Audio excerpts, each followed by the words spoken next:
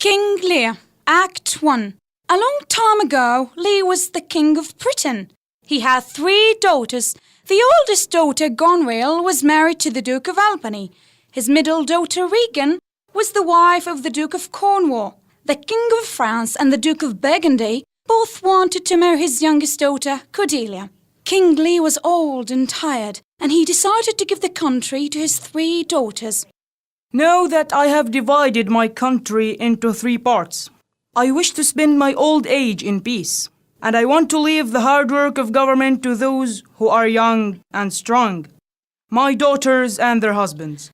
They and their husbands would rule instead of him, while he, with 100 knights to protect him, would stay with each daughter in turn for a month. In order to decide how to share the country between his daughters, he asked them to say how much they loved him. Gonrail, the oldest, said, "Sir, I love you more than words can say, better than eyesight, freedom, better than all my riches, as much as life itself, as much as my health, my beauty, my honor, as much as any child ever loved its father.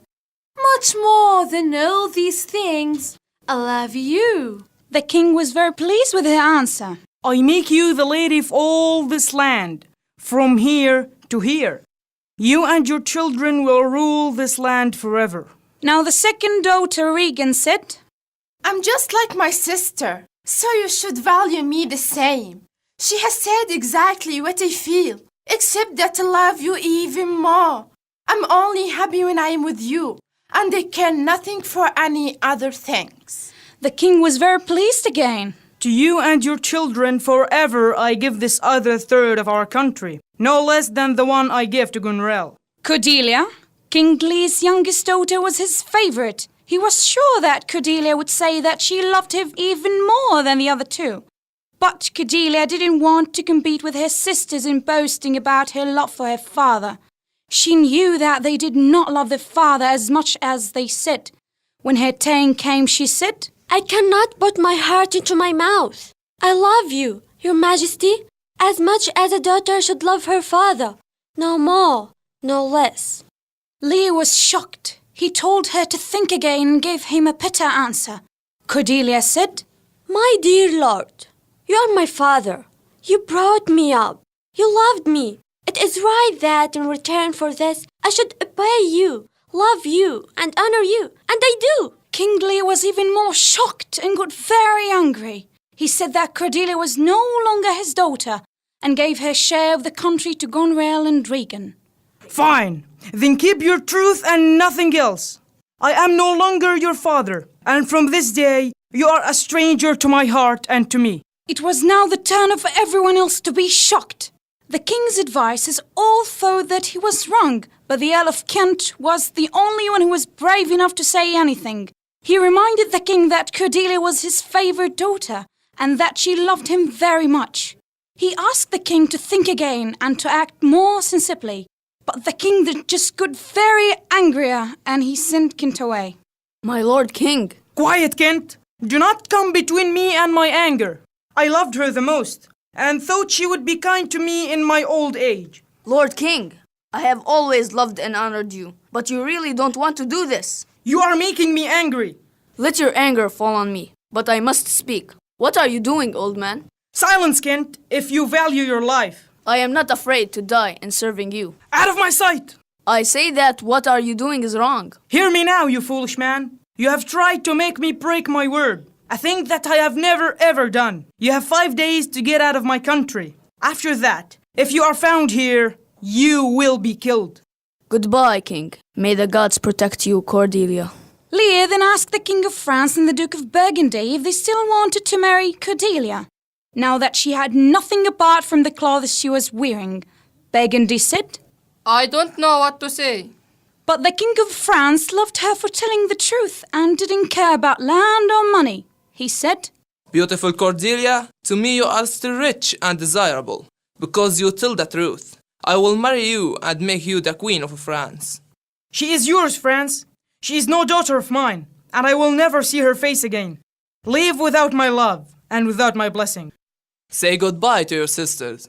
Cordelia said, Sisters, our father loves you. I know what you truly are, but I don't want to say it out loud. Love our father and look after him. His sisters warned each other. Sister, I have a lot to say to you. I think our father will leave tonight. Yes, he's going to you first the next month to us. I have been watching him closely, and you see how he changes his mind all the time now that he's old. He always loved Cordelia the most, and then he does this to her. It shows his bad judgment. It's his age that makes him so changeable. He has always acted without thinking carefully, and now that he's old, this fault will grow worse. We will see more sudden acts like sending Kent away. We must talk more about this. If he continues to have power and to be so angry and unpredictable, he may turn against us. We have to stop him as soon as possible. Meanwhile, the Earl of Gloucester's illegitimate son Edmund was planning to take his legitimate brother's place. He showed his father a letter which he said had been written by Edgar.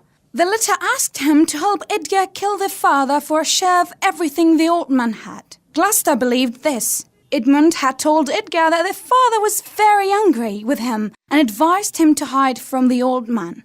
After Lear and his 100 knights had stayed with Gonrail for 2 weeks, things started to go wrong. Gonrail told her servants to be rude and quarrel with Lear's men.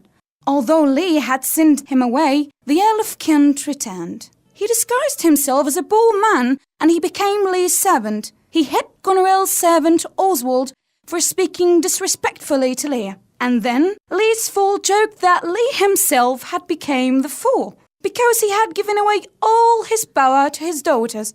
Gonrail was unkind to Lear about the behavior of his men. And now Lear cursed Gonrail, wishing that if she had a child that it would torment her. Lear was even more angry when he found that Gonrail had tried to dismiss 50 of his men.